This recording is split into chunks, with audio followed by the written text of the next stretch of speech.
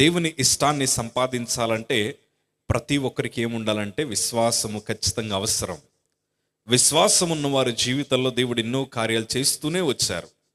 ఈరోజు ఈ రాత్రికాల సమయంలో మనందరి కుటుంబాల్లో ఏమేమి జరుగుతున్నాయో మనకు బాగా తెలుసు. మన అంతరంగములో ఎంత వేదన ఉందో మనకు బాగా తెలుసు.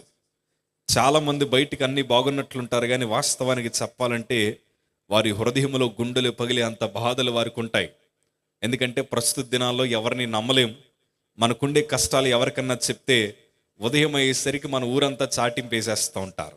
అందుకే మన కష్టాలు బాధలు మనం ఎవరికి పంచుకోలేము. కాకపోతే ఈ రాత్రి అంటాను, విశ్వాసముతో ప్రభు దగ్గర మనం ప్రార్థించగలిగితే దేవుడు మన బ్రతుకులు నూతన కార్యములు దేవుడు జరిగిస్తాడు. దేవునికి స్తోత్రం కలుగును గాక.